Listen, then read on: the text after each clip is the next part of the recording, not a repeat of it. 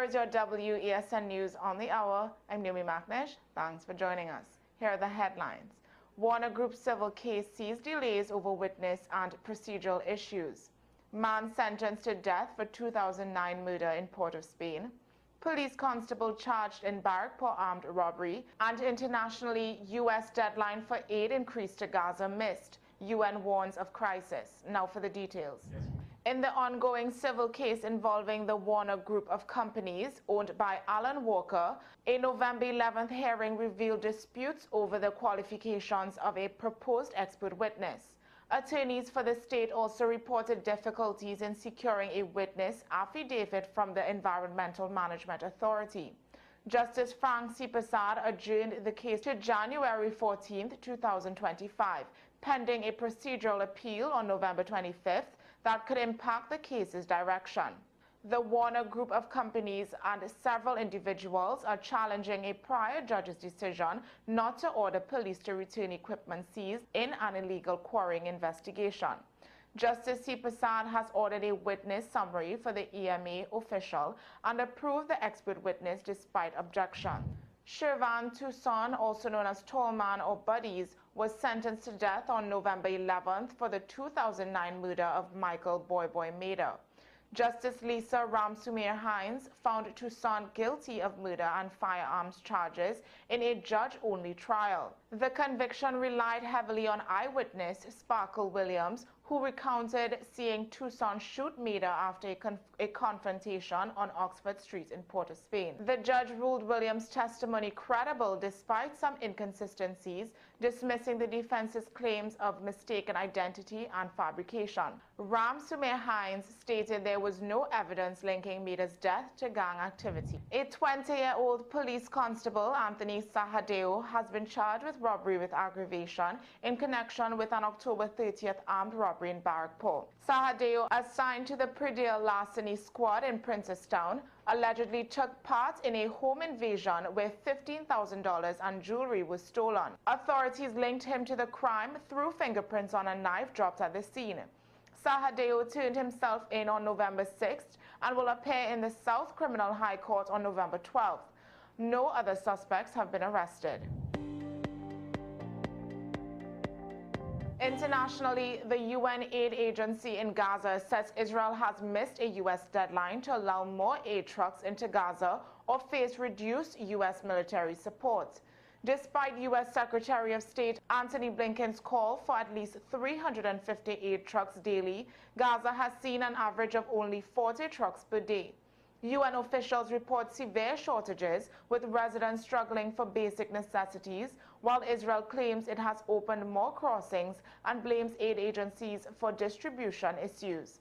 The UN insists it needs Israel's cooperation to ensure aid reaches those in need amidst ongoing conflicts. Well, that's news to the hour on WESN. I'm Naomi McNish. Thanks for watching.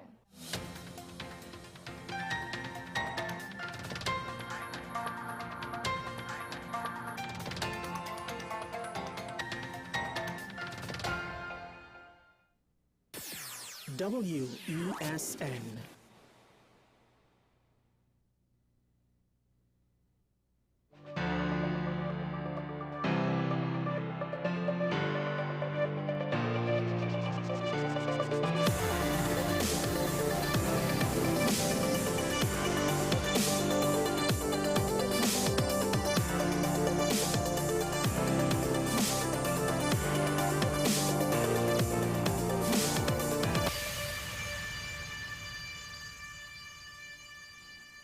A recent story speaks about businesses in and around Aripita Avenue being affected by the current crime situation in the country. Now, fact of the matter is, this has been happening before in areas around Port of Spain. If you wanted to go out, have a spot you like to go to get a meal at night, maybe you want to celebrate something. We're not talking about high-end restaurants here exclusively. General day-to-day restaurants, takeaway spots, fast food eateries, well, not actual fast food brands per se, have all had to modify their opening and closing hours. And to some extent, if you have a business, these are considerations that you probably had to think about if your business opened beyond 4 p.m., 5 p.m., etc. The news is now reporting on it, but to some extent, is it really new news? And it makes me wonder, to what extent is there a part of the population that isn't fully aware that this is happening? They might realize their favorite takeaway spot might close a little earlier. I mean, parts of Maraval, certain establishments which might have stayed open until 9, 10, and they might still do it if they have customers. But now, given what's happened with a report from one restaurant in the St. Clair area being robbed at 10:30 p.m., maybe it compounds things for these establishments. And it limits economic activity, but at the same time, how many people stayed out, went out that late at night these days? And of course, now the public has an opinion. When this report came out and it came to the forefront of the discussion in the media, the public's opinion was solicited. And to some extent, it's not surprising what they had to say.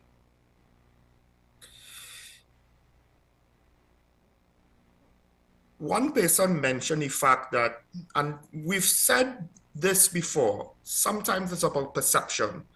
So what the reported quote was, sometimes you have to put on a show. That is how you get the public to trust you. Under this commissioner, there is no trust and confidence in the police. Because he was saying that Gary Griffiths, at least you used to see things being done, see police walking around, see it on the television, in media, the police patrolling.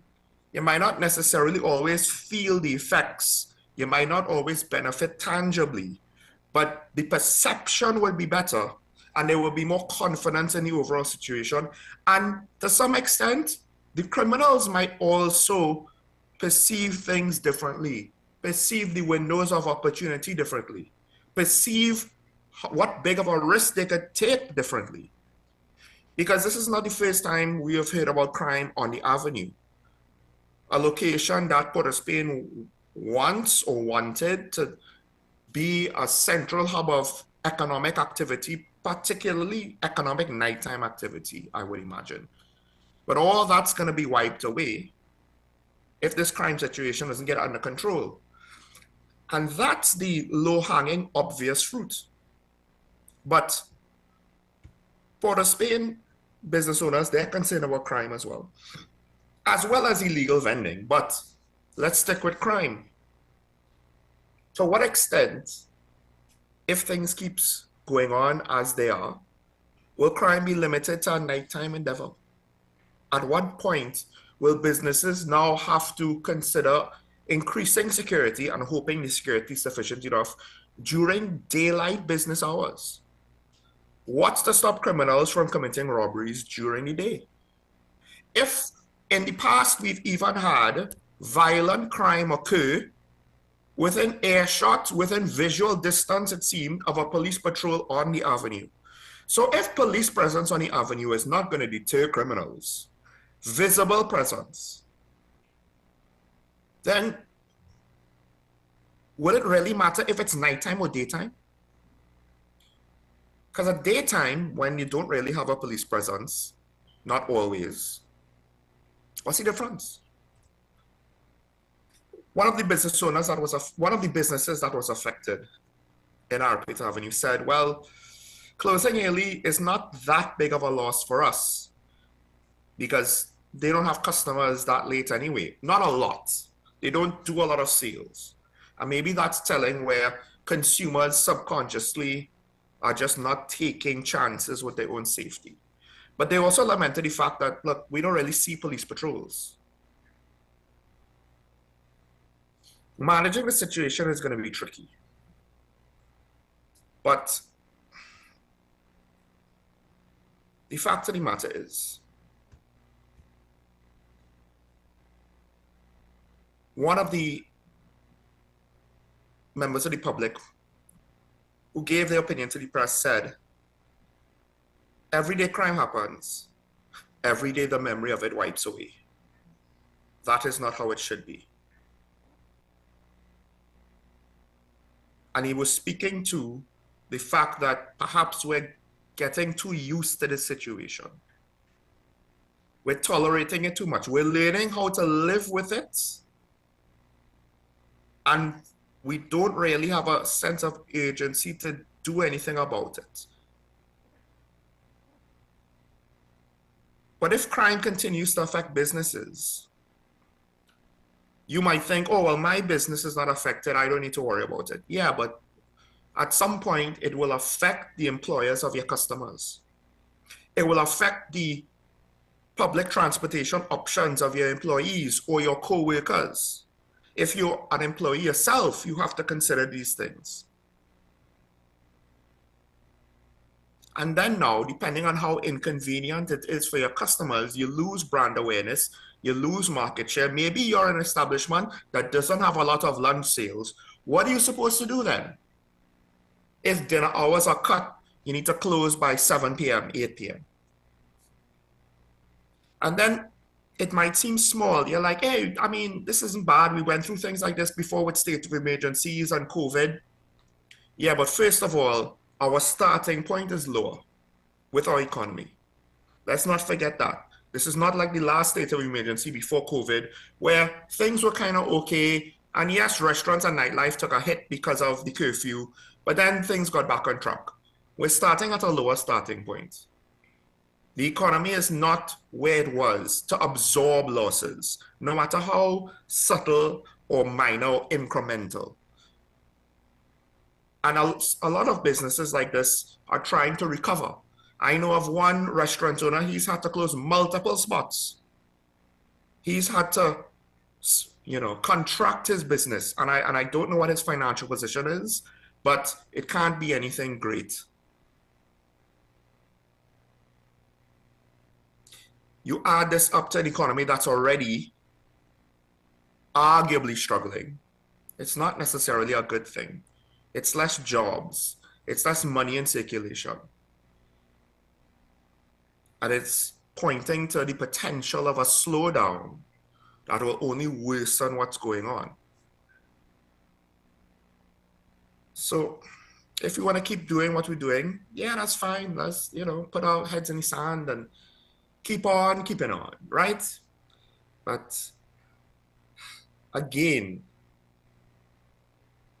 it seems as though, given the voter turnout and the lack of protests and the lack of public outcry, unless a journalist puts a microphone in your face to ask the public a direct question, it seems as though the public doesn't necessarily want to engage, and we're watching our society suffer death by 1,000 cuts. Because there's no big massacre and there's no big violent event causing massive chaos and confusion. Rather,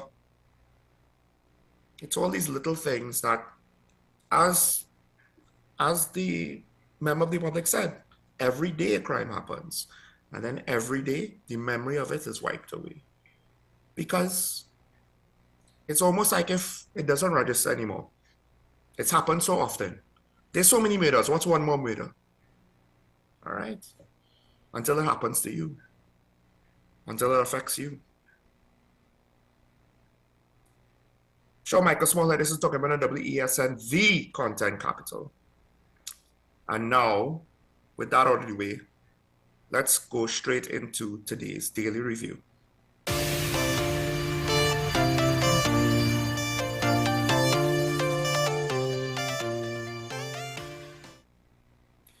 All right, first thing I wanted to mention today is it happened again. Ironically, the week that the Digicel plant shuts down on residents in South Trinidad, approximately over 300,000 of them, have to be careful or monitor their water supply because they have a week where a major source of water in that part of the country has to be shut down for maintenance. Heavy rainfall and high winds that in some cases almost cause serious injury. It's reported two gentlemen narrowly managed to escape from a tree branch falling on their vehicle yesterday morning. Amongst other things, this happened in South Trinidad. There were rains. I'm not too sure how far up north it went. Water supply or reservoirs have been affected and water treatment plants has been affected across the country. But South Trinidad has flooded. Once again, when we have a water shortage situation, we also have flooding. And I'm in Tobago, so I didn't realize how bad the rains were because for the most part, yes, it rained in Tobago yesterday, but it seems as though most of the clouds from this convergence zone basically bypassed Tobago. I could be wrong, but that's what it felt like at the southern end of Tobago. Maybe the northern end got hit harder, but I haven't seen reports of that. And there were talks about how certain parts of South Trinidad are developing, are expanding. And again, the question of drainage came up. And this is one of the things that I'm starting to get annoyed by because I find it very upsetting. Not only do we have very limited infrastructure development in the country, but we do have development in the form of new suburban areas, maybe new shopping facilities for those suburban areas and gas stations and suburbs and housing developments, etc., etc. Cool. Some of it private development, some of it government housing. All right, fine. Why is it that given the obvious situation of what's going on, it seems as though a basic fundamental thing like drainage seems to be forgotten? Apparently, they had school children stranded in schools. They had to get dump trucks and basically flatbed trucks with cranes. So we're talking some heavy vehicles to try to help get these kids, back home, assuming it's safe. Some of these dump trucks apparently, they stalled because of the flood water. Some motorists basically had to shelter in place. Like, at what point are we going to just run the risk? Think about it. Think of how lucky we are that loss of life is not more widespread. I know somebody who died from something that was very benign. It wasn't directly due to floods, but it was a situation similar with regards to the hygiene risks that you could get from floods. And that doesn't include now being swept away by floodwaters. That has also happened at times before in TNT. The risk of drowning, the risk of your entire property obviously being lost to you and swept away with it. How much like crime are we going to tolerate this situation where if it rains, you spin your roulette wheel to see where it's going to land and where it's going to flood. And then you got to spin your roulette wheel again to see, well, exactly who is going to lose property and how much they're going to lose, and hopefully not their life. One of the biggest things that really bothers me is the fact that infrastructure development for drainage is not talked about. What do they say about flood mitigation? Well, we've cleared drains, we've desilted, we've cleared canals, don't litter. Well, what about making new canals and potentially new reservoirs? Why is it that I have not heard anything similar to that or along those lines on any political party's agenda? There seems to be a low-hanging fruit situation. More importantly, given the trend of congestion and converging into small areas, everybody wants to move to the new area, the new suburb, which is built around urban centers. And we don't think about drainage. So we put concrete development on top of concrete development. And the flooding situation in some parts of the country will probably just get worse and worse. As opposed to, hey, let's spread out the country's offices and services and utilize our space, improve our road infrastructure, which to some extent, let's not forget, road infrastructure doesn't just benefit us when it's time to get new communities, new office buildings, new commercial space. Also in times of emergency, if we have a better road network that could deal with the traffic, then there's a greater chance that rescue teams, first responders, usually if the situation is bad enough, the ones based locally might be overwhelmed. So more resources and personnel could be sent to areas affected with better road networks faster and more efficiently. But to what extent now are we trying to rescue people having to drive through back roads, dirt roads, if they're not flooded?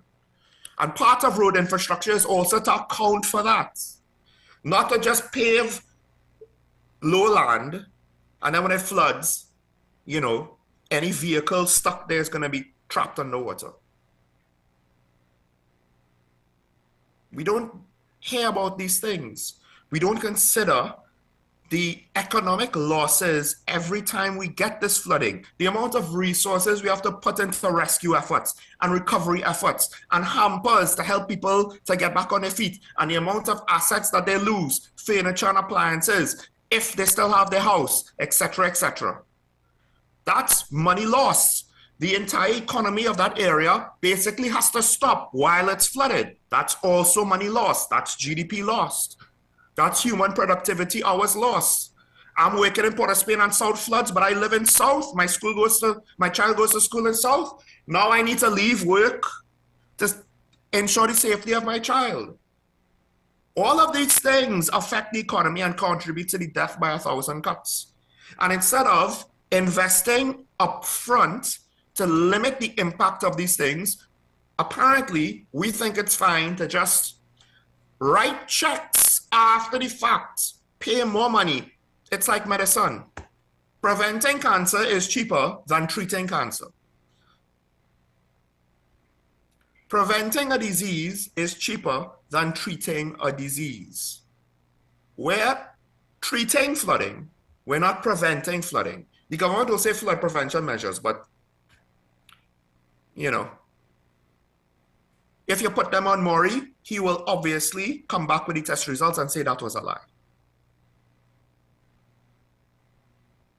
Because we still flooding almost every time that it rains.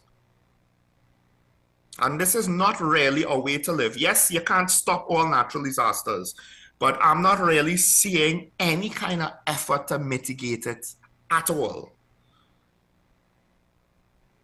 And it's stunting. It's contributing to the stagnation of the economic development of the country. If I'm wrong, I challenge anyone to tell me otherwise. All right. With that said, don't have enough time to go into another topic, so let's take a break. When we come back, we should have the good lady herself.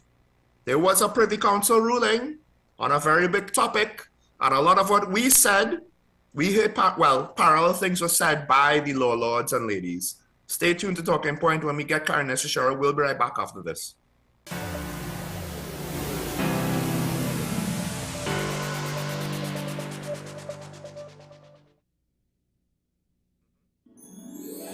This holiday season, bring the magic of Christmas home with WESN's Joy of Christmas.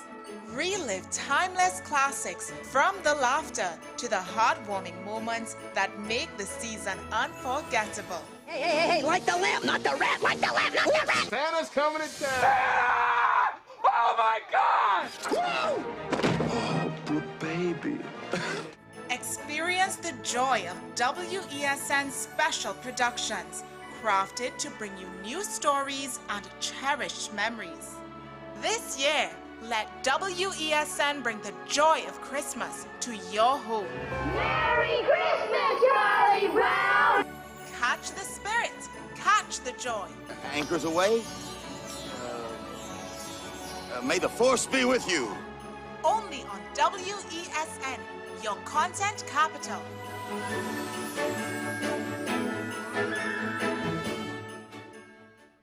Transform your home with PCU Plus. From stylish furniture to the latest appliances, we have everything you need to create your perfect space. At PCU Plus, we offer fair prices and affordable financing options that are cheaper than hire purchase agreements. With convenient locations in San Fernando, Tobago, Arima, and our lifestyle showroom in Barataria, you're never far from the best deals.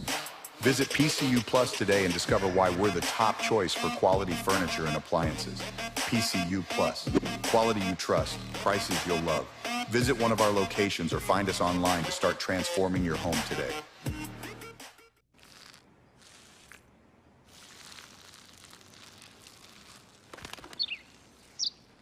Maybe he landed here totally by coincidence.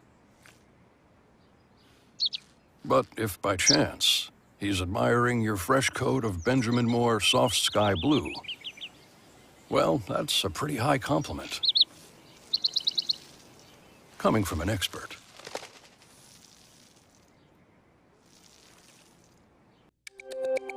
Every word, every line, every paragraph depicts a real moment in someone's life. A father, a sister, a mother, a brother. We at Newsday are dedicated to you, the people, and through independent, unwavering journalism, strive to always bring your stories to life. Because your stories are more than just words. Newsday, independent and credible. Money is something we all deal with, but how many of us truly understand it? What if you could make better decisions with your money? Decisions that secure your future, protect your family, and bring you peace of mind. I'm Darren Jacobs, and I'm here to help you make sense of your dollars. Welcome to Dollars and Cents, the show that breaks down the financial world in ways that matter to you. No jargon, no confusion, just real conversations about money, your money. So join me every Wednesday at 10 a.m. on WESN for Dollars and Cents.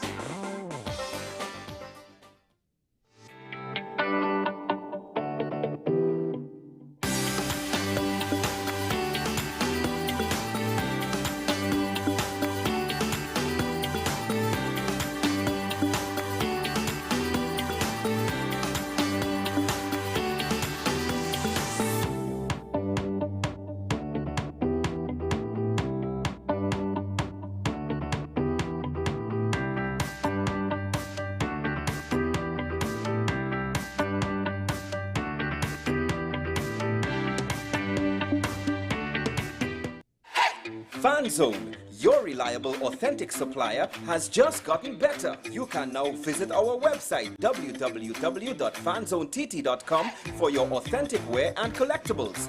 The only place where you can use both your Visa debit and credit cards. Visit our website fanzonett.com to make your purchase today.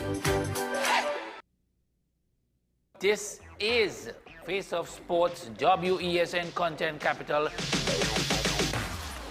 How you felt about the kiss on the lip? That's the business. I'm nothing to do with that. I find that was distasteful. The national senior team, whether you like it or not, that is the model for all other teams to follow. I'm assuming that the regional requirement may be a much stricter requirement. This is not about Pro League and Super League. This is a league run by the Normalization Committee that I'm responsible for. Nobody expected FIFA to fund this arrangement. If we don't get a professional attitude towards this, we are doomed for failure. You break the balance, trip the leg, control the body. They ain't gonna stand put forever. Why you want the Chiefs to lose so? Why you want the Chiefs to lose so? They already have two. Lamar don't Why? have. You're jealous because you know the Chiefs getting closer to the Patriots. Let's go to the last part. No, of the not no. Let's go to the last part.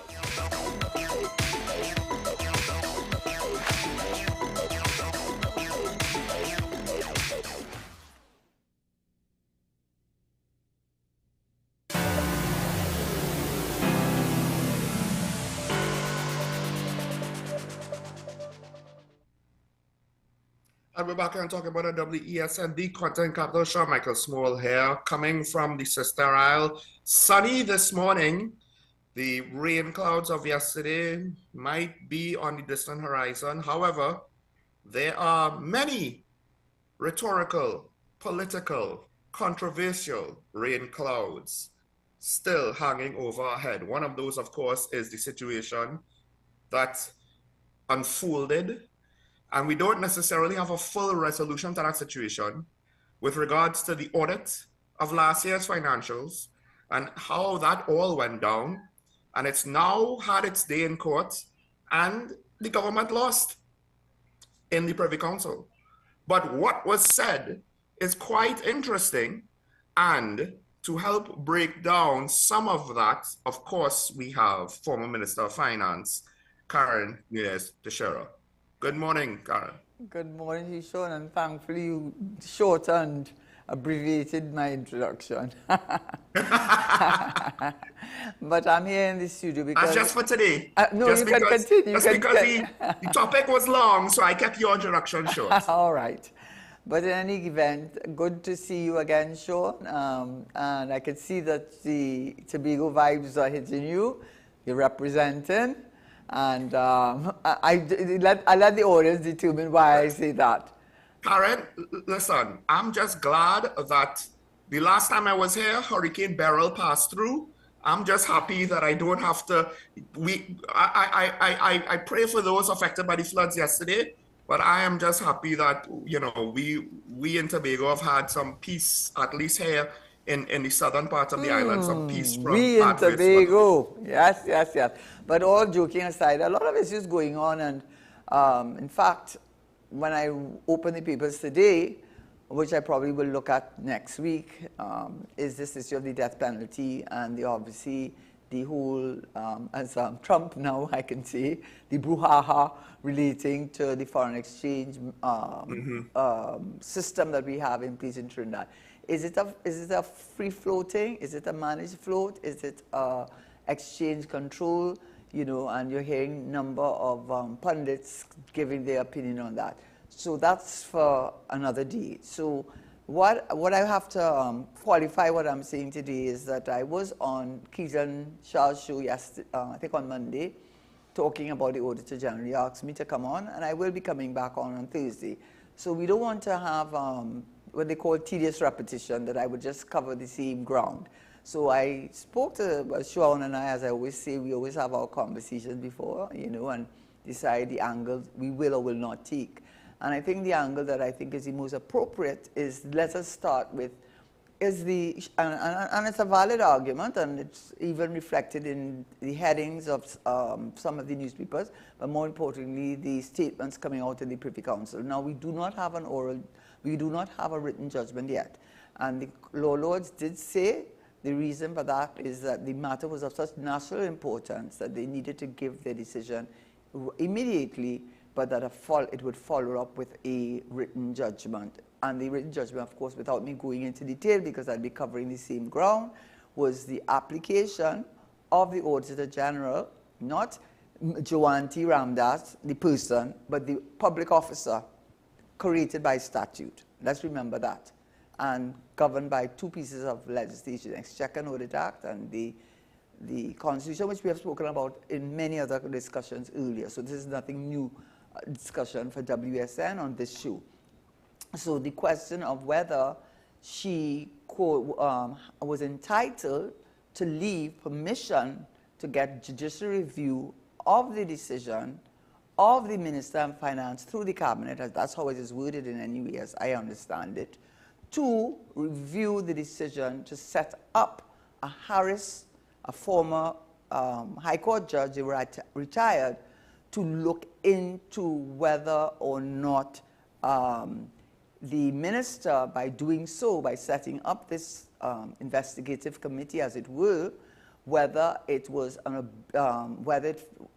entitled her to ask for a review of that decision. The Court of Appeal said that she was entitled, and it went to the Privy Council, and we know as of a few days ago that they upheld the Court of Appeal's decision. So that now we know that is the fact, but they said that yes, and what that means is, just very briefly, and I'll leave it at that at this point, it means that once that leave has been granted to her, then what happens is that they go to remit the hearing of whether that investigative committee was properly constituted, and whether, as she is claiming, I imagine, and there are a number of grounds, but one of them would be apparent bias. So that's what's going to happen, and that's where it has reached. There's also another hearing which would have involved now the Attorney General, which is carded for hearing, but I have a feeling that might disappear now because it dealt with the issue of paying her costs, the illegal costs of pursuing this matter. And he had said, well, I'll only pay for, but that's what it's under the, and that's under the Exchequer and Audit Act. I can't remember the exact section, I think it's section 10, that says, of course, that yes, well, you go to the Attorney General, and he says you can go to to another law firm. I'm already representing the Minister of Finance, which in itself is highly questionable, to say the least. And he says I will pay for that, but that's not all. That's it. No. So therefore, what are you saying? So she was supposed to bear personally, not through the state, the cost of all of these appeals. And the last appeal was by the government, and you have to defend it. Well, the decision of the Privy Council was that the cost of her the application made by the minister, because his decision had been upheld. Sorry, the decision of the Court of Appeal was that she was entitled. She was entitled to leave for judicial review because the threshold is a low one. And most important, the chances of success are important as a consideration. So when he appealed again, not only did they, and that's what I'm going to really focus on, not only did they made some very telling comments, but also they said that she was entitled to the costs fit for senior counsel, junior counsel, instructing attorney on an indemnity basis. So I have a feeling the whole argument with the Attorney General, unless I missed something, has gone by the wayside, that he is not responsible for any of her legal costs except for letting her. Go ahead, Sean. Yeah, so I just want to interject here in that, and this is why we got to the topic that we got, because on one hand, there's the conduct of the minister and how he treated the Auditor General's report and the whole process of laying it in Parliament, and seemingly circumvented legislation on how it's supposed to be treated. And then there's the question of the Attorney General and how he handled this matter and how he handled treating with her financial requirements to defend her position in court, whether she's actually the defendant or potentially the plaintiff in the case. And one of the things that's telling is the fact that the Privy Council questioned some of the details of what happened with regards to the term of reference to this RS Commission. I want to separate it to the reason being right. But the point is, I just want to say that's why we have the topic that we have based on the behavior of the Minister and the Attorney General. Right. One needs to ask, who's going to hold them into account? Should they be investigated? Should they face potential consequences? Right. So why I said what I said to start off with is because there are two separate hearings, as I understand it. One is the application for leave for judicial review, which the Court of Appeal agreed that she was entitled to it, but I'm going to go to what the comments of the Privy Council, which was very telling. And the other was that the Privy Council awarded her all her legal costs. And that was the issue with the Attorney General saying, we're not paying for anything else, which is, I mean, highly unusual. Who are you representing? She's a public officer. It's not, I mean, I am not taking sides on anybody. I am not support. I don't know the lady. I never met her, never spoke to her, know nothing about her except what I read. But yes, I'm an attorney at law, and I would like to think that we would respect our Constitution and preserve our rights. And to say that she would, because you see, what many people may not understand, I have walked that road. When when the party loses, and they know they're going to lose if they go to an appeal, but that's not the point. They want to break you. I'm not saying that's what the minister wants to do, but telling us what they do. They want to break you, because how they break you is financially. Their pockets are deep. They have the state's pockets. You do not have the state's pockets. Those things cost millions of dollars. If you want to get a senior counsel, which you need to get because they get in senior counsel, so you better get senior counsel on your side, right? And if they appeal and you do not put in a defense and a good cogent defense, which means you need to get at least senior counsel, they can get judgment in default against you, which is what happened, remember, with the case with those gentlemen, with the case where they said they had to pay $2 million, how much millions to them, because judgment in default, and the file was lost, and up to now we don't know how they found the file and where the file went and so on. But the point was because the state did not defend. So you are forced, in other words, she is, when he's telling her you have to pay it, she is forced to defend, because if she does not defend, they can get judgment in default. Not because they have a good case, but because she did not defend. Where is she getting the money to do that personally? It's millions of dollars you're talking about if she has to go and get equal quality of senior counsel, which the state can afford with its deep pockets. And that's how they break you. And they lose at the Court of Appeal. You think they would leave it at that? No, they wouldn't leave it at that. And that is the thing, which is, I mean, I have to agree with the opposition leader. A waste of money. You want to know where this is, why? You know, so let me just say that. So when he goes now and appeals the decision of the Court of Appeal saying that she met the threshold, they use case law, their own case law, Sharma case, the Caesar case, and the Judicial Review Act to show that the threshold is a low threshold to get leave for judicial review. She has satisfied everything. You wouldn't leave it like that? No. You're going to the Privy Council because now she has to pay, let me tell you, she has to pay counsel in England because you have to have, not counsel, she has to have a instructing attorney. Because they have the division between advocate and solicitor. So they have to retain a solicitor's firm in England. You pay in pounds, and then you have your firm in Trinidad who is working for you. You have to have senior counsel. That's millions of dollars, and she has no choice. Because if she doesn't defend, they can get judgment in default, and they know that.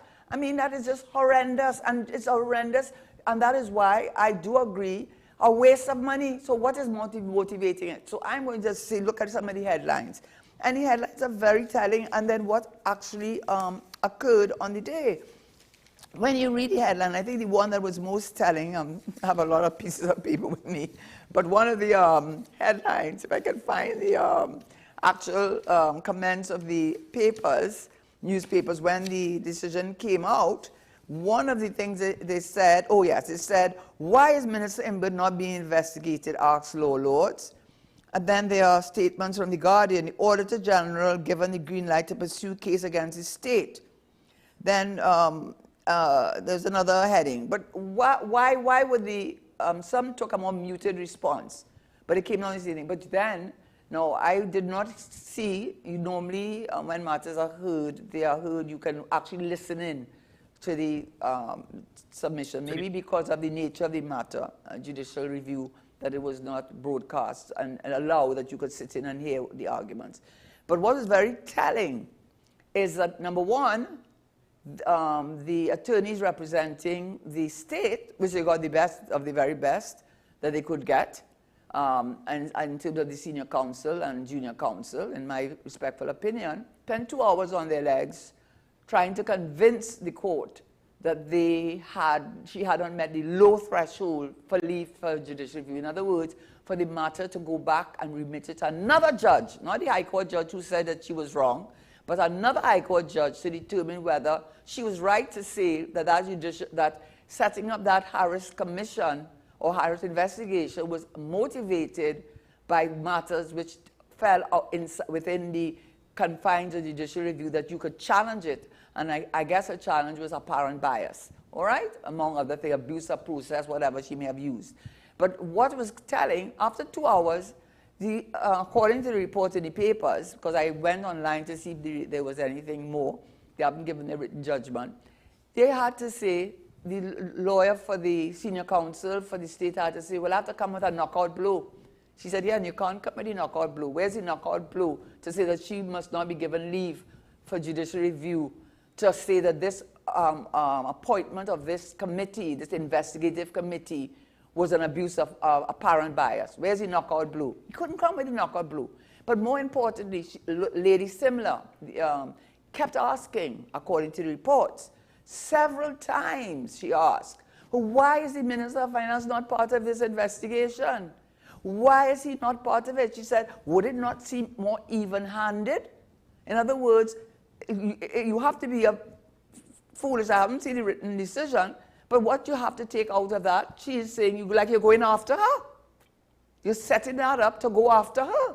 Because if you were really interested in finding out what went wrong, then you will find that the Minister of Finance needs to answer a lot of questions. And if anybody should be investigated, it's him. Because the Treasury, under the Exchequer and Audit Act, is the Minister of Finance. And her job, as she gave a statement, if you go on her website, she's explained it. It's in the legislation, Section 9, etc., etc., etc. She says what her job is, like any auditor. And she's a member of the International Audit Organization. So she has a responsibility professionally to protect her position. What does an auditor do? Why do you send something for an independent auditor to look at? Because they want to make sure that what you say is what is. So the documents that was supposed to be given to her, among others, I won't go through, it's about 6, but among them was the statement of expenditure and statement of revenue for the year 2023, which would have to be gathered from all the various ministries, state enterprises, etc. And the deadline would have been January 31st. Now, why weren't you ready on January 31st?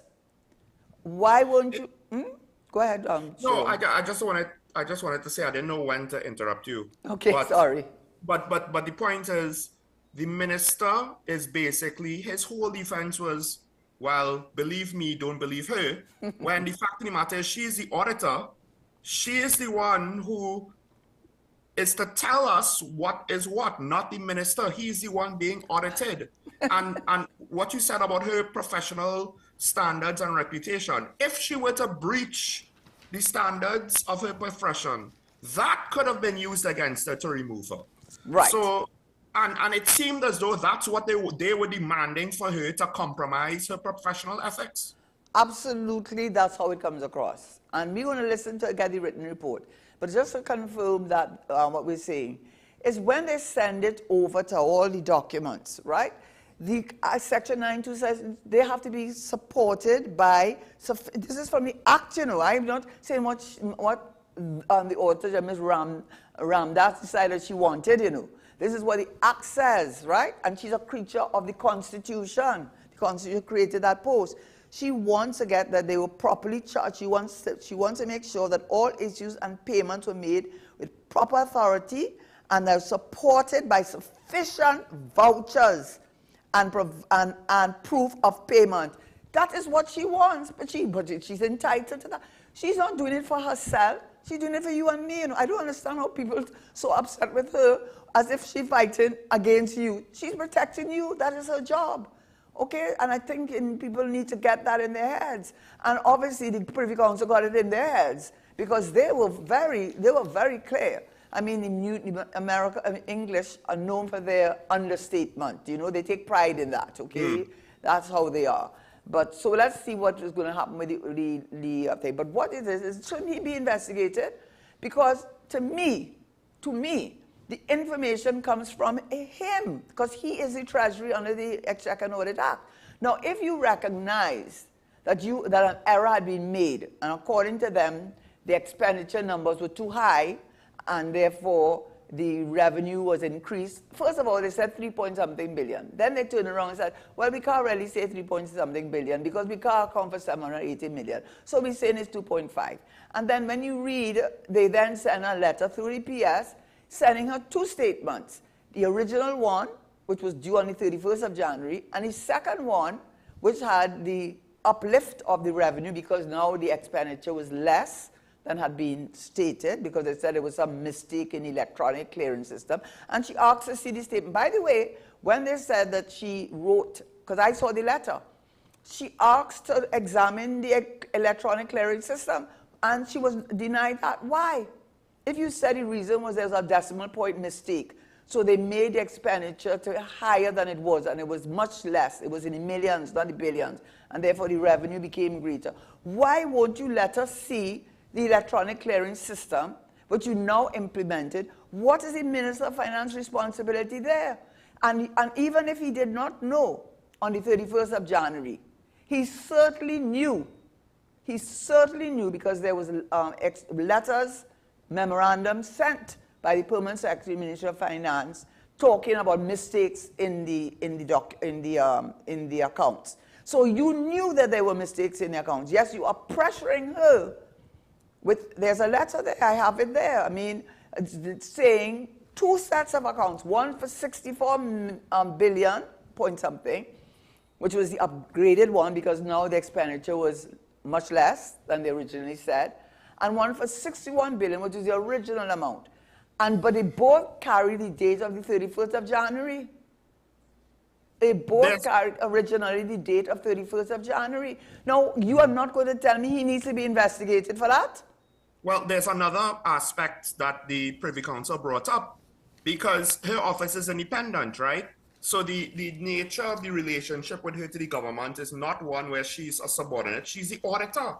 And they asked the question, because when it came up with the investigation, it seemed to the rest of us that this was the government attempting potentially, unofficially, informally, to discipline the Auditor General with this investigation, because the terms of reference, as you have said, you pointed to that from day one, drew a conclusion, and the Privy Council said, well, wouldn't it be more balanced if the terms of reference included the minister? Exactly. And now they went on to question, how is this investigation proposed not a disciplinary one? Because if she refuses to participate, then wouldn't there potentially be disciplinary action? And I think the fact that they pointed out that, as you say, it understates, and it'll be interesting to see what's in the written ruling, right? But I think they're pointing out the fact that, look, you are attempting to indirectly discipline an independent public servant that you have no rights. I will go further. I will go further than that. And that's on my point of view. Okay, because the problem with the minister, remember, he got rid of the central bank governor and he lost the case? Yes. Wrongful dismissal. And the central bank governor, this is not a case where the central bank governor has constitutional independence. He does not have that. So he didn't have to go through any hoops with that, right? But he lost. And he lost big, okay? So, and that is that same Minister of Finance involved with the governor of the central bank who's answerable to him for policy directives under Section 50 of the Central Bank Act. But what is the difference in her case, and this is what I am positing, is that because of the fact that they understand that the government of the day, whoever the government may be, may not like what she has to say. May not like, because remember, it's deficit after deficit after deficit after deficit after deficit, right? Deficit means that your revenue is much less than you projected it to be for the next fiscal year, much less the expenditure may be about the same or more, but your revenue is not what you're saying it was going to be. And you have to understand it goes to your credibility, your ability, and even the chambers of commerce have expressed concern about that in the past. So the problem that he would have faced here, I am just positing, is the protection she had. And that is the office of the Auditor General. It says in 116.6, the exercise of his functions under the Constitution shall not, shall is mandatory, shall not be subject to direction or control of any person or authority. So the reality was he couldn't come after her. He couldn't come after her. And she put a disclaimer in her, after by the way, when she met the deadline, which would have been April 30th, she sent it in April 24th. In it, it had a disclaimer. And the disclaimer essentially saying, listen, I mean, I have the word in here, I won't go into it, but she essentially distanced herself from the report. And of course, I don't think he was happy about that, because the Constitution said that once the Auditor General report is received, the minister, it must be given to the Minister of Finance, so he saw it, given to the President of the Senate and the Speaker of the House. So he knew on the 24th, I believe she sent it in, which was before the 30th of April, which is the cutoff date. He knew it had a disclaimer in it. And I don't think he was happy about that. He was not a happy camper. But then 116.6 stopped him from doing anything, because she's doing her job under the Exchequer and Audit Act. So what does he do? This is my view on it. You know, how do I get rid of this? I can't get rid of her like like the central bank governor, which I lost, by the way. So I might have to go about a roundabout way.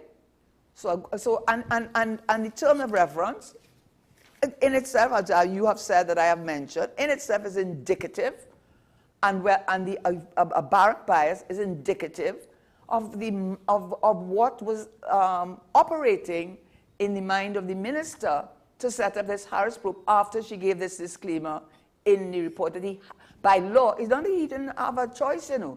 The Constitution said he had to do it. But what did he do? What did he do? You know what he did?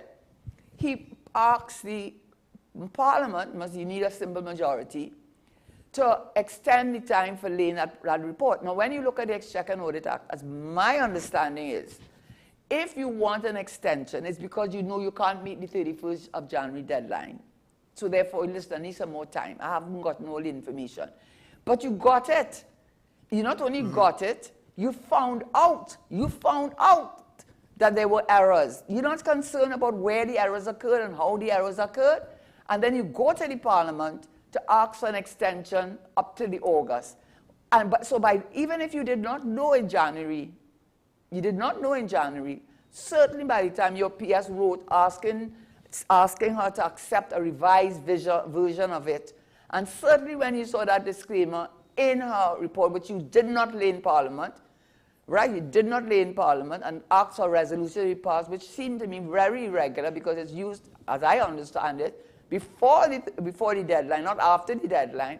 And then you go and appoint this committee, which you appoint it, you decide who's on it, you are responsible for the payment, the Ministry of Finance, and according to the term of reference, they must personally give you that report, right? What about your role in that understatement? How did that arise? And I have her special report, which is what I was going to speak to, but go ahead. And just to point out, I think that may have been one of, if not the last time, the Minister of Finance, I believe, I could be wrong, but I believe might have been acting as Prime Minister at that time. This all went down when Dr. Keith Rowley was not here. And sometime after that, all of a sudden, Stuart Young is acting Prime Minister, not Colin Bits. Another story. Listen, one thing I knew from being in politics and being inside there, you know that saying, political intrigue, it didn't come out about just like that. There's a reason behind that. Okay? Now, I wanna ask this because we have a situation where the minister, I mean, just asking for the extension seems irregular because the Auditor General did not want, nor did she use the extension for any meaningful purpose. But then, of course, there's the whole investigation and how everything went down. The Attorney General basically is sending a senior counsel to the UK to defend a case that is so weak that the Privy Council law lords didn't even need to hear the other side before they ruled against the government. And they got up for 10 minutes. I know I've been up to the Privy Council. Right. They rose for 10 minutes and said, we don't need to hear anything else. You don't need to hear anything else. This is my concern because there was a similar situation with how the meritless fiasco went down. Who is supposed to hold these members of cabinet responsible if it is determined, and who is to determine that they broke any law or rule or procedure substantial enough to require some sort of significant consequence? That's a very good question. So it's himself unto himself. No, but I don't know the answer to that because that's a very good question. Because I just want to get to this point, though, and that's when for this concern over the fact that the Lady Simla kept on asking, shouldn't he be investigated? And yes, it's a very good question because even if he didn't know in January, he is the Treasury. You knew by then that something was wrong. You knew there was something was wrong. Yet you, according to her, she felt, I think she was bullied. And they sent a pre-action protocol letter through the Attorney General telling her you have to send your, put in those accounts as altered, as changed, as revised, as amended, right? But what they did when they set up that Harris investigative committee, I think that was his way of, hopefully, I'm not saying anything about it, but I'm just looking at it from the Machiavellian experience of politics. I can't get rid of her under the Constitution, you know. But suppose our investigative committee finds some wrongdoing on her part. There's no office that exists, including that would be any office under the Constitution, that a person cannot be removed by the president for various grounds: bankruptcy, mental disability, improper conduct. So if I can't do it that way, maybe I could get a report that puts some shade on her, and then we're going to start the whole thing all going again, and it'll go all the way to the Privy Council, and I could bet my last dollar they're going to lose. And you know why? Because after they did that and set up that special report, Harris committee, investigation committee, of which he was no part, Section 25(4), you know where the special, well, they didn't do her a favor, you know, I just want Trinidad and Tobago to know, the minister did not do her a favor. Section 25(4) of the Exchequer and Audit Act says, the Auditor General, if at any time it appears to him desirable to transmit a special report to the minister for presentation in like manner to Parliament, such special report may be made incidental to his powers and duties under the Act. And she did the special report. And we don't have all the time, but I could tell you, you go up on the site and you'll find the reasons that she gave for why she could not accept it. She said, for example, authorization. Evidence was not seen that adjustment vouchers dated May 14, 2020 were signed by the Controller of Account to authorize changes to the General Ledger account. All adjustment vouchers to adjust refunds for financial year 2023 were reviewed. However, it was also noted that none was signed by the Controller of Account. Segregation of duties. Evidence was not seen that debit advice slips betrayed by the Controller of Account and sent to the Chairman of the Board of Inland Revenue were examined for unusual or material transactions.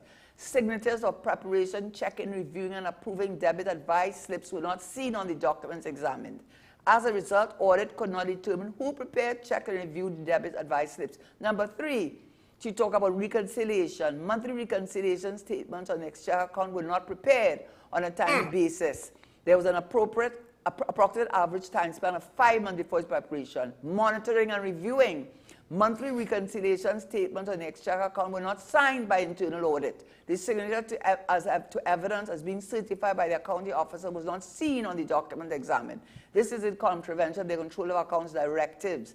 Internal audit, she went on. She said during this exercise, audit noted that evidence of internal audit checks were not seen on any documents examined at both the Inland Revenue and Treasury Division. Documents such as vote books, credit advices, debit advice slips, adjustment vouchers, central bank statements of account, other charges and checklistings bore no signs of examination by internal audit. Now, another point, there was a reported material misstatement of $2.599 billion in his statement of receipt and disbursement certified by the then Chairman Board of Inland Revenue and a statement of revenue from the Treasury Division, which is the Minister of Finance. Today, there is no internal audit report on this matter. Proper record on practice. So I could go on, but let me end. The breakdown in the system of internal control with an ineffective internal audit along with an apparent absence of management oversight are factors which may have contributed to the non-compliance with the legislative requirements of the Exchequer and Audit Act. You heard what I just said? That is what I just said. So you forced her hand to come out now and say, you set up an investigative committee, which the Privy Council is saying, why they not investigating you? And look at what I just read. This is what she found. And that is why she could not give the kind of report that she said were being bullied into doing. So she was entitled under Section 25(4) to give a special report, and she gave it. So now we know why she didn't agree with what they were trying to tell her that she had to do. So I think who needs to be investigated? I think at least he should be part of that investigation. And the thing is, I have to ask the question now, exactly what is the minister trying to cover up? Exactly how bad and how far-reaching are potential mistakes, or maybe they're not mistakes. Maybe they might be intentional actions. But how bad are these things in the Ministry of Finance? Exactly. I mean, at the end of the so day, we don't want to say cover. Fight down we don't a want to say cover because it's too strong. It's too strong a word to use cover, but it goes to credibility. You have to give the information. You gave wrong information. You knew you gave wrong information. Now you forced her hand now to tell the public why. Karen, if the situation was as benign as the minister tried to portray it to be when it started, who goes through all of these hoops and sends a senior counsel to potentially embarrass themselves? Because I felt bad for Mr. Mendez with the reporting of some of the things he tried to say to the Privy Council. I'm like, it seems obvious to me, a layman, that what he's attempting to do makes no sense. But I don't know. We can't speculate as to why he did what he did. Let me just tell you, Mr. Demi, for full disclosure, Douglas Mendes was my senior counsel, as was Simon Labastide. But, you know, things are more complicated than made it. So he may have very well said, you know, we don't have a good case. But that Minister of Finance, you know, he might have said, I want us to go forward. He wants it, yes, he wants to go forward. No. He might have told them, listen, I don't think we are not going to win. You didn't see what the Court of Appeal already said? And look at what the Judicial Review Act says. You're giving me a hard case. Do you think the government did not bank on the Privy Council? It's one thing to rule against the government, but it's another thing to expose certain things, such as why are the terms of reference not fair, such as how could you do an action that is in its nature disciplinary and say it's not disciplinary. It's not disciplinary. You know? I genuinely think it was the beginning of trying to get rid of her. Because it couldn't. And I want to say, when you say that, do you think that they did this? I think they did not bargain. They did not honestly bargain for the Auditor General to give them a fight back. They did not bargain fit. I really think they did not bargain fit. They think they would have shut her up, she'd have go in a corner, take her licks, learn a lesson, and when the minister sends you something, shut your mouth and do it. They never bargained for her to go and have Anand Ramlugan, for whatever you might say about him, and you may have your views on him on different levels, a good lawyer, for sure he is. For sure he is. And that leads me to my last point, Karen, because I asked before today on Talking Point, who holds ministers and cabinet members to account, the Attorney General, on things like this, because we've seen this before with the merit list. The Prime Minister said he wasn't there. How did they withdraw the list? Is that even legal? No one is there to look into these things and to potentially hold the players to account. And ironically, this might be another argument for the need of constitutional reform to address these things. How can a minister essentially, or not essentially, potentially, flagrantly break the Exchequer Act, right? But here's the irony. We did have constitutional reform in the news. And what was one of the points that the government brought up? And I think it might have exposed one of their priorities in the exercise, and that was to change the way that that a government could remove the Auditor General, among other independent offices. So I will give you an answer. I'll give you a simple answer. I'll give you a simple answer. That came up in the proposal, Karen. Number one, and you have to understand that my point of view is coming from being inside there. Okay, so I'm going to have that point of view, and many of the players, I know them, and I have an opinion on them, as they may have an opinion on me. But one of the things I think that is a simple answer, and the Hope had put it forward, not only Hope, but certainly made that point, that the election of the president should not be by the government. If you have an independent president elected by a National Assembly made up of the trade union, the private sector, the public sector, of various people, and you have set out guidelines, clear guidelines that you have to meet in order to be appointed, you have a president because the president who appoints everyone, you know, president appoints nearly everybody, even if she appointed on the advice of the cabinet, but you want president that doesn't appoint on the advice of any cabinet.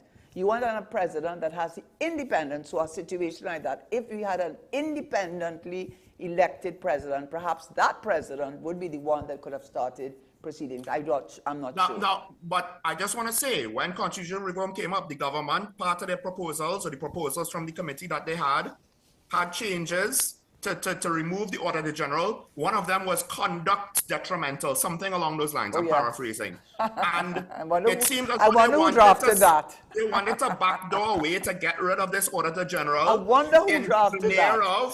We're reforming the constitution of the country.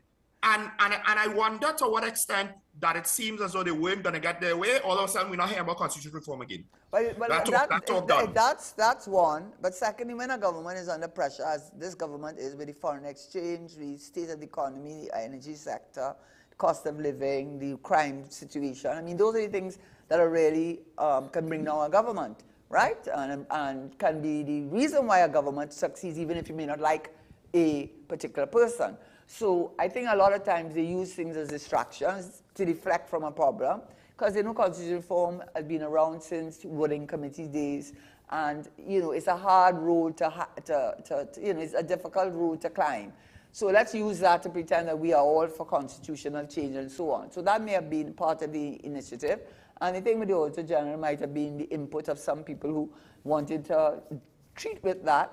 And because right now, we cannot go after 116.6, you cannot go after the Auditor General, so you have to find a way to deal with her, as you couldn't go after the Central Bank Governor. I don't know, but I certainly feel that the Privy Council has spoken, and I find the governor and our Minister of Finance, who led the charge, is quiet. I know he's aware, maybe he's back now, but what I will say is that, what he's going to say, that Lady Simler and the rest of the law lords who didn't have a question, you did not give a knockout blow. Why aren't you not being investigated? Why are you not party to the reference? If you don't understand what they're trying to tell you, well, I don't know which planet you live in or what rock you're underneath, but it is very clear that it seems very clear to me anyhow that it seemed to be a plan in order to get rid of her. And as Anand Ramlogan, I do not know the man. I met him once or twice. Don't hold any brief for him. No, pun intended. But they thought they could use a sledgehammer to kill the ant. But the ant stood up to them in a way they never expected. That's what I think. And I'll close by saying this. Of course, we have there on the lower third, should the Minister and the Attorney General be investigated. I will close by going a step further. Based on what we know so far, people of TNT, should you accept the current Minister of Finance and Attorney General for another term?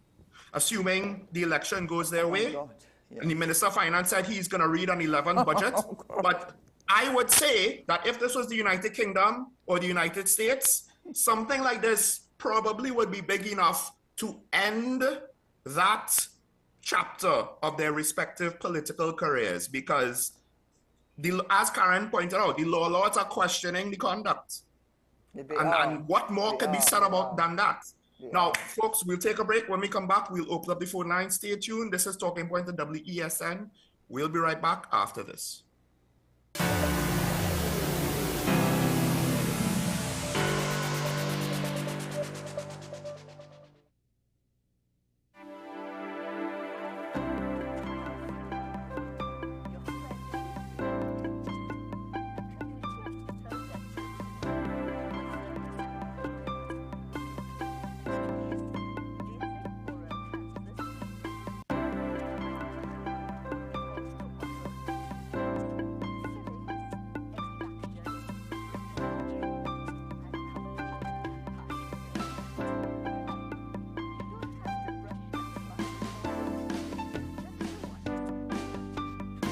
Give us a call at 235-5479. The Community Hospital of Seventh-day Adventist, where good private health care is affordable. Bill and Ruth fell in love with the Benjamin Moore color Dry Sage, but they tried to match it using another brand's paint. I mean, it's close enough. Almost identical, really.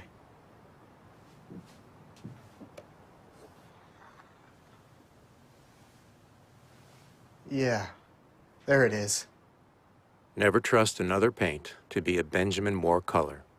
This is 10 Questions. I'm Andy Johnson. The distance from where we should be in the world in going forward on our commitments with climate change. The effects of climate change that cannot be accounted for, it's called loss and damage. And we're seeing loss and damage happening so much more in this decade the previous decade. The principal term there was this question of the correspondent banking issues. That is why we're trying to build capacity with this country here, Trinidad and Tobago, and other countries in the region. Man is not showing any signs of stopping or even slowing down. More than half of the forest in Trinidad is already gone. All the plants and all the animals and all of the nice clean water and fresh air and everything had to be on this planet for humanity to have a chance. We have small change when it comes to countries that can take decisions, and when they speak, the world listens. The General Assembly is a very democratic forum. I mean, and Trinidad and Tobago has the same vote as Canada, in spite of the obvious difference in size.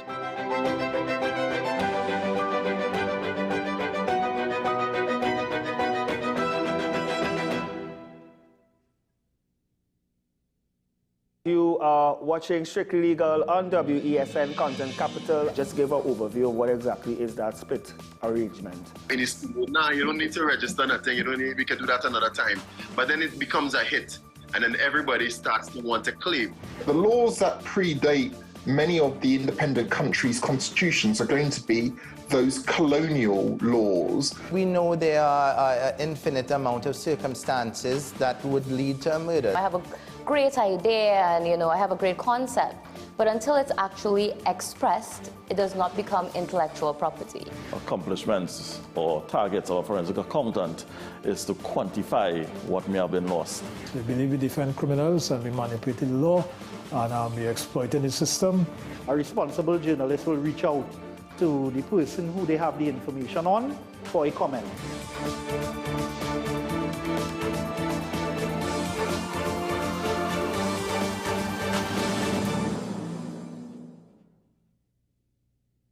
SM Group International Limited, your solutions partner for the latest innovations, brands, and competent staff to meet your needs.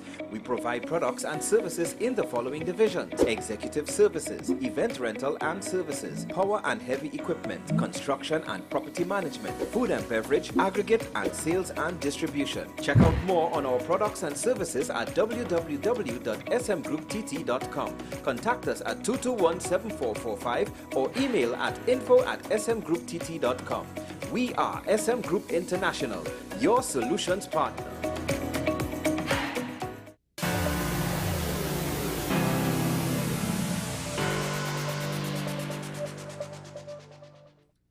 And we're back here on talking about the WESN Content Capital Show. Michael Small alongside, well, virtually alongside, Kindness Sheriff, former Minister of Finance. Auditor General won her first day in court, and there will probably be others, the way how this went down. Who knows exactly if there's any fallout within the halls of power, that is to say, the cabinet. But we will put our commentary on pause, and we open up the phone lines to hear from you, the viewer. As is tradition these days, we have our first caller, Mr. Diego Martin. Good morning, caller. You're on there. Caller, good morning. Good morning, Mr. Small. I hope you're enjoying Tobago, and good morning to the former Finance Minister, Mrs. Karen Nunes Teixeira. Mrs. Teixeira, I believe the outcome out of that Privy Council is what you were expecting and you wanted it to go.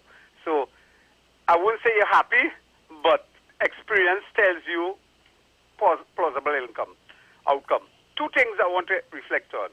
Where are our independent institutions with all of these things happening in Trinidad? I want to hear the LATT. I have an acronym for the LATT, but I won't add the last four letters on it. We want to hear them. At one time, he was a good boy.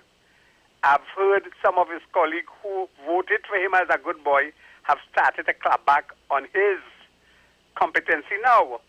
And likewise, not only LATT, ICAT, the accounting fraternity in Trinidad and Tobago, the medical board, when you have unwanted behavior or errant behavior in certain members, we have to take decisive action. Just yesterday or the day before, 2 chartered accountants was removed on the Ghana roll. They were chosen by Exxon to do some audit. They run away with their body and they moved them off the roll. That has to happen. I haven't heard if Casey Nelson has been removed from the roll from Trinidad and Tobago fraternity. when he came to Trinidad, I think he had to be part of it. He got on the roll. He's basically charged in court for all sort of things. So we have to discipline members, and I think Trinidad is such a society, we are free to do it.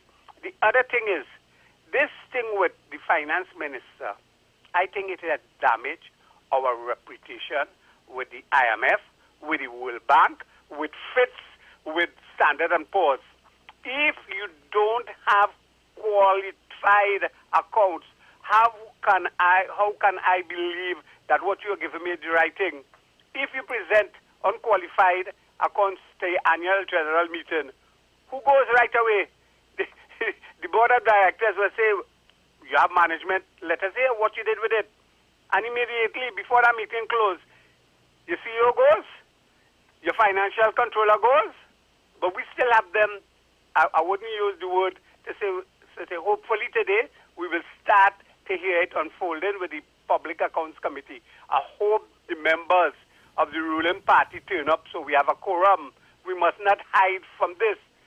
We as taxpayers must know who, where the big hole was dug to hide the money. The money might be just there in plain sight, but nobody want to tell us it's there. Nobody want to tell us if it is in a suitcase and it's going somewhere. Please, people, let us have the PSA and let us advertise. Every citizen of Trinidad and Tobago listen to the outcome of that meeting. Go on, have a nice morning. Thank you, caller. We have Faizabad on the line. Good morning, caller. You're on the air. Good morning, Sean. Good morning, Karen. Good morning, Trinidad and Tobago. Sean and Karen, this regime cannot seem to have the ability of choosing a good attorney general. Mr. Arawi was a total failure. Then we have a junior senior counsel. I think the fella don't know what is his status really. He was embarrassed in Florida. Now we end up before the Privy Council. And, we were virtually run out the court. Actually run out the court. What I want to say, Karen, I think you might be able to help me. I notice on a lot of state boards, you have a lot of people resigning. I'm a layman. I would like you to help me. I wonder if it's because that seeing what is happening in the Attorney General's office together with the Minister of Finance, many false declarations were made within terms of revenue. And with this investigation, it will be highlighted so fellas making tracks before they get caught up. Help me with that, please, now. Thanks. Well, we don't have much time, but I don't think that would help them because if they were there and participating in it, to come now and resign only makes them even more guilty. So there must be other reasons. It's just a lack of confidence in this government, and understandably so. But we don't have time to go into it on this program, but there's clearly a lack of confidence, and people want to distance themselves because perhaps the next elections, unlike what this current government felt, and people felt that they were going to win. I'm not too sure if that's going to be the outcome, and people are beginning to distance themselves. That might be a reason too. I'm not sure. I'm not sure if we've reached that point yet, but we'll see. We got Dabidi on the line. Good morning, caller. You're on there. Pleasant morning, Sean. Morning, Karen. Morning. Sean, you continue running this program bashing the government and bashing the PNM. I don't know when it will come to an end, but you kind of running your listeners, your audience, which is, I consider myself one of your popular viewers. However, the ruling by the Privy Council was neither a win for either side. It was just a matter because Senior Counsel Mendes did not even get a chance to say a word. But we have to realize too, Sean, that our public servants are paid by us, the taxpayers, and this thing had no right to reach that far. And you have the public servant opposing the Minister of Finance. Listen carefully to what I'm saying. I'll end shortly. Opposing the Minister of Finance, who's supposed to within the ministry, the technocrats from the ministry said it was a mistake. It was not the minister that said it was an error. So you're receiving data from the ministries, not the minister she received this information from. And she blatantly refused to take the information that was given from her own colleagues at the ministry. Caller, stop. One, she is under no compulsion to obey the minister. In fact, that is contrary to the professional ethics of her job. Two, those are not her colleagues. She is not a member of the Ministry of Finance. Three, I know she is independent, Sean. Come on, I know what I'm talking about. Yeah, but caller, you can't say things like that because, I mean, and you would have pointed out to me or others, it's inferring that to some extent she's a subordinate of him, and those are colleagues who she works with much more closer than the actual relationship is. And that is far from the truth. And you might say the technocrats, but publicly the minister was the one that brought forward this case, championed the case, and essentially said, believe me, this is the truth. So regardless of the source of information, he interjected himself in the situation publicly. You have to allow me to speak too. I am saying that the data that you receive came from the ministry. Did not the minister pick up the data? And she blatantly refused to accept it. Okay, can I just say one thing? The person who was allowed to speak. Because data that she normally collects just from correct the you? ministry and any other ministry. Okay, can I just want to correct you on I am one thing? working in a ministry and you're collecting data from me, I from my want to correct you on from just my one permanent secretary, and I am saying, Madam Auditor General, this is a mistake or this is an error. You must accept it. No, caller, this is an audit. This is not just passing on paperwork from one public servant to the other. Then she doesn't need to be there. She does not need to be there. She does not need to be there. How this is Her done, role and the is ministry redundant then. was breaching those procedures. The role so is that is redundant. what the Auditor General treated with. They told her was an error. But you can't. But you know go what on that all is? morning, You know what is we the will equivalent get of to the that? end of You know this. the equivalent of what And you are the saying? bottom line, You how have come spoken. You have previous Auditor spoken. Generals You have never had that spoken. problem? No, you know. Listen. When companies that are on the stock exchange, no. Number one, and the government. Number one, and her see how lawyer far did it not will get the speak. station. Her lawyer did not speak. It was senior counsel who spoke for 2 hours on the part of because the Ministry of Finance had brought the appeal, and it is they that spoke, not her lawyer. In fact, when they rose for the 10 minutes, they said they didn't need to hear him. So her lawyer never said a word. So that's one thing you got wrong. Number two, what is the purpose of an audit?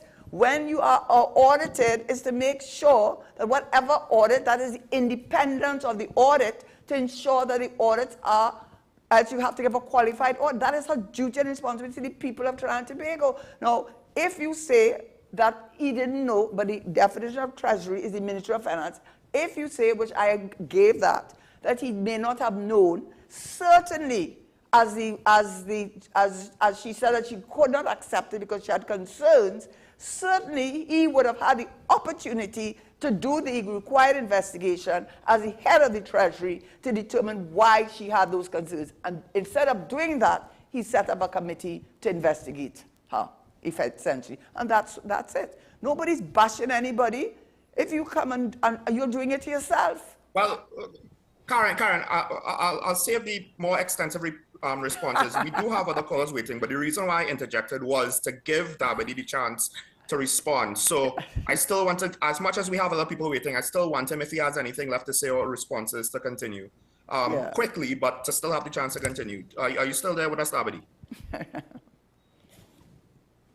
Okay, no, the caller's gone. All right, I'll have to continue later. We have Arima that's been waiting. First, Arima, good morning, caller, you're on there. Caller, good morning. Morning, sir. Morning, Karen. First of all, normally I would have something to say about Ms. Teixeira's thought process, but this morning she's spot on with her contribution. Also, Dabadi is totally wrong. It has nothing to do with bashing on no PNM. I am not a PNM lover, but nobody bashed the PNM on this program this morning. Dabadi is totally confused with his argument that he's putting forward, and sometimes it just have to pray for them. Have a good one, gentlemen. Maybe I should have allowed him to speak for me. Thank you. Thank you, caller. We have Mova on the line, hopefully still with us. Mova, good morning. You on here? Good morning, Sean. Good morning, Karen. You see, Sean, this is a perfect example of fanaticism and how dangerous fanaticism is. I heard this gentleman call before, and I listened to him, and I just shook my head. What is bashing, really? If you're criticizing someone with facts, you can't call that bashing. That is just criticism. You see, and I tell people when I have discussions with my friends and colleagues, there's a level of there's a belief in the minds of too many PNM supporters or members of the PNM that somehow they have a godly right to run this country. You know, criticizing the PNM in some circles is anathema. You know, and this is, I always tell people, this is what makes the PNM dangerous. And I know, Sean, you don't like my strong language, but as I keep telling people, I'm 71 years old. I have observed the PNM all through my life, right? And I heard, as I said, when this gentleman spoke the first time, I was like, is this man serious? You know what I mean? He can't be serious. That if you all were speaking about the UNC, right, you wouldn't have a problem, you know. But somehow in the minds of too many PNM supporters, the PNM must be untouchable. You can't speak. And I don't even want to say ill. You can't use facts to criticize these people in the minds of some people. That makes the PNM a dangerous entity, and I keep telling people that. And Sean, in closing, my last thing is that is why I don't like people comparing the PNM and the UNC as the same. The PNM has been in office. The level of fanaticism that exists there with the PNM could never match the level of fanaticism with the UNC, because the UNC hasn't been an entity that long, and they have not been in office that long. I keep telling people that is a major difference. And I always have to say, I am not a UNC supporter. You understand? So, you know, every time and that's the next thing. From the time you criticize the PNM, you are a UNC. That is how bad it is. Have a good day, people.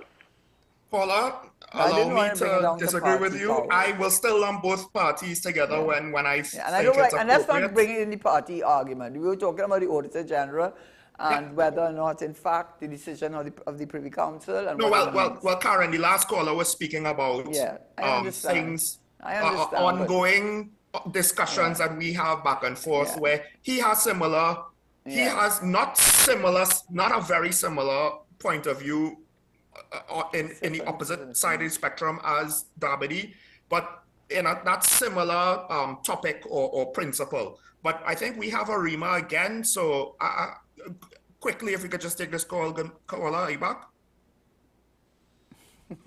Arima? Do we have Arima or no? Okay, we have San Fernando. San Fernando on the line. We don't have much time, but if San Fernando, good morning. Good morning, Sean. Good morning, Karen. Two things, quickly. Yes. Dabadi has said publicly on this program that he's a member of the PNM. So he's defending his party. Whether or not we like it, he's defending his party. Mm-hmm. So let's get that out of the way. Now, what this whole thing with the Auditor General, what has not been, I've heard Karen countless times on this program, and rightly so, go after the Minister of Finance and what seems to be in her mind, or a lot of the public's mind, the Minister of Finance trying to circumvent the Auditor General's position. Now, what has not been, and it's so important, what has not been allowed to be part of this discourse is the said Auditor General's summation at the end of the report. And Karen said it this morning. And nobody is talking about it. When I spoke to you yesterday, Sean, I talked about public servants and the ministries and people not just doing their job, and people not saying I am here to solve our problem. We are not talking about solving this problem, because if you listen to Mala Dukaran, this didn't happen this year alone, This has been happening over, she said, since 2011. And we are not talking about that. We are trying to juxtapose position between the minister and the Privy Council, what the Privy Council say against the minister, and not trying to solve the problem. This is a serious problem. And let's try to get at the information that the said Auditor General submitted in her report, and let's try to deconstruct that. Have a good day. Okay, can I just say to that, this is one of the points both the Court of Appeal made. I don't know that the Privy Council did make it, but the Court of Appeal certainly did make it. This is not a trial. What we witnessed was not a trial. Once the leave has been granted, all what you're saying is going to come out at the trial. Because the point of getting leave for judicial review is that now her case has a bias, so therefore she'll have to lead a whole case, and there will be a trial. It will be before a different judge rather than the High Court judge that originally heard it. So all the issues that you would like to have answered will be answered then. But judicial review applications is not the point, and the purpose of it is not to address that, because in fact it is not a hearing of the case. It's to determine whether there's sufficient grounds to allow the decision that was made, whether there are grounds to set it aside. That was their ground. That was what they were asked to look at, and that is what they looked at. And once they have done that, the questions that you are asking, and properly so, will then be addressed at a trial. I think it goes back to why I asked what I asked, like what's being covered up. I suspect there's something covered up. It might not be the minister's mistake directly. It could be the mistake of the technocrats. But there's things that we don't know, so I don't want to speculate on the questions are. All we know for sure is that the government has put a lot of effort into this and made decisions that, some people might find questionable. It's hard to not agree with the opposition when they say it was a waste of money because, and this is why, listen, I understand Dabadi is defending his political party. I have no problem with that. When he did it in the past, I have no problem with that. The issue I had today was the facts upon which we were debating the suitability of our commentary. The opening statement was Douglas Mendes didn't even speak. That's not true. That is literally contrary to what was reported. He spoke. He was the one being grilled for 2 hours by the Privy Council. As Karen said, it was the Auditor General's attorneys who did not have to speak for the ruling to go against Mr. Mendes' position and the government's position and arguments. And then, of course, now, the way how, Mr. Dabadi, you interpret the role of the Auditor General and the relationship that she should have with the Minister of Finance and the Ministry, and how the procedures... Very troubling. The Ministry of Finance broke procedure, potentially broke the law, because the deadline passed. This is not just paperwork. This is an audit of the nation's accounts. It says January 31st. You don't get to circumvent that by saying, oops. That is not allowed, as far as I'm aware, by the law. Unless you can provide her with the evidence, and they could not, apparently. Right? So the fact that you're trying to say that, you see, this is what I mean. Yes, it was the technocrats that might have made the mistake, but the minister interjected himself. The minister presented the argument to make it seem, well, isn't it reasonable for her to take the new information? That's not reasonable. We should expect it to be reasonable. The Auditor General followed up, and now Mr. Dabadi has bought into that line of thinking. When the law says no, when the law says, well, I mean, if the Auditor General accepted those accounts, she might have been in breach of her professional responsibilities. And then her role is redundant too. Then her role is redundant. We don't need her. Because that's the role that she has under the legislation. She won't just be in breach of her standards, but she would also be in breach of, yes, we wouldn't need her. What would be the point of her job? These are the accounts, that's it. Just put it before the Parliament. I don't have a problem with Mr. Dabadi defending the party. And I don't have a problem with him maybe voicing concerns that the commentary is one-sided at times. The problem is, and I think he's underestimating the severity of this situation. This situation transcends politics. This situation is so big that if this is all we talk about for the rest of the year, if it is newsworthy, and if it is pertinent, and if it is a viable topic for the rest of the year, it's that big. And whoever looks bad because of it, that's their fault. That's not our fault. Because at the end of the day, the facts are what the facts are. And the Privy Council basically mentioned fairness.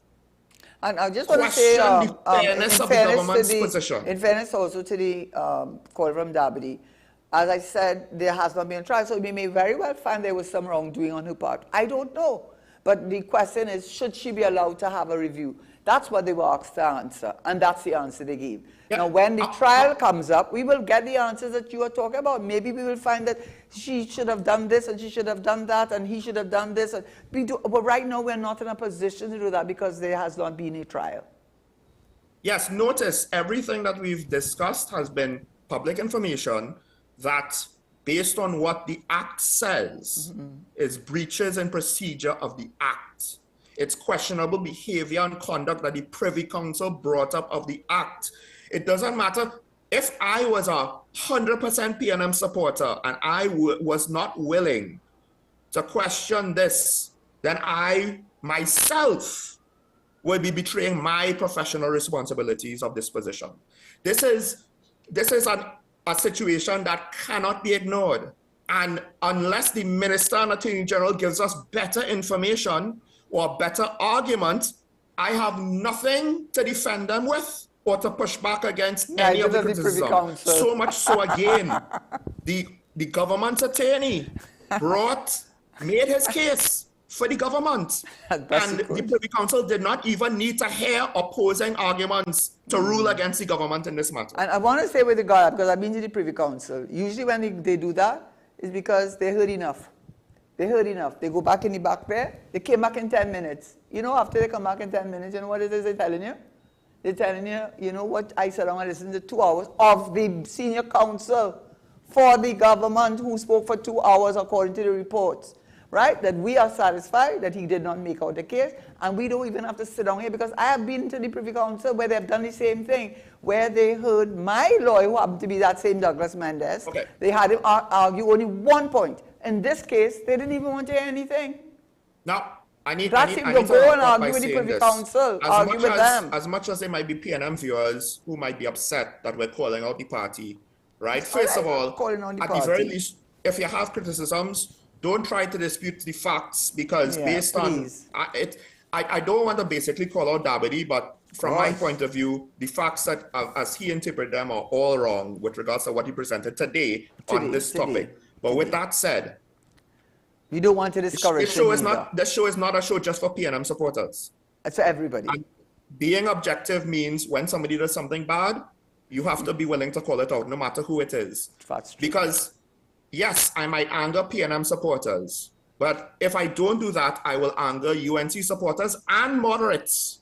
How about and the country? Undecided people in the middle. How about the country? Right?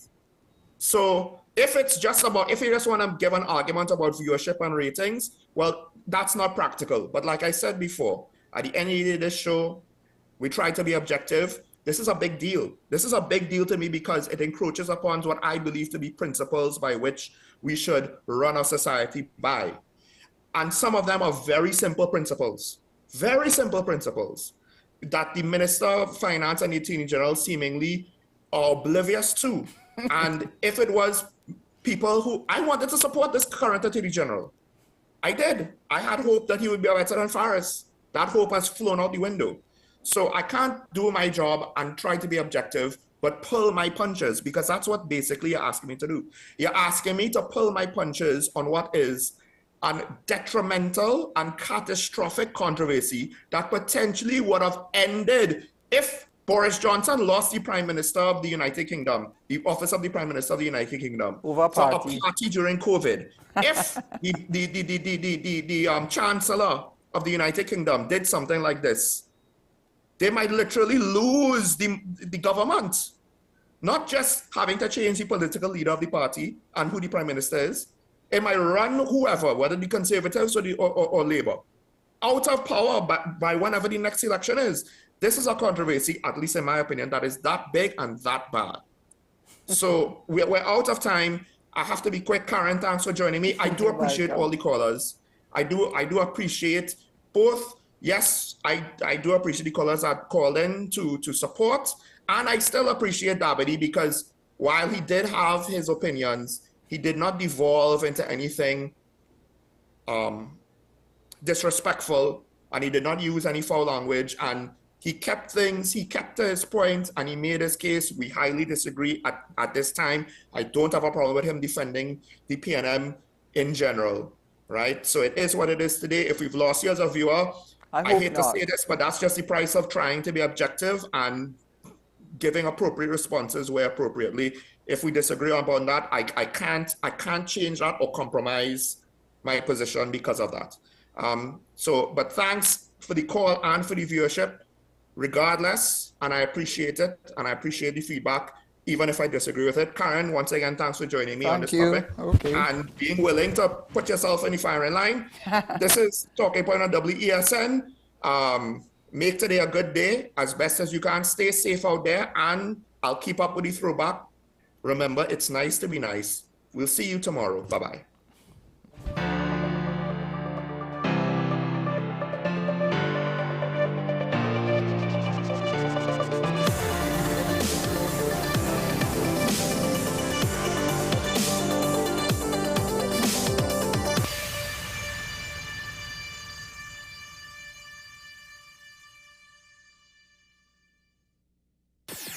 WESN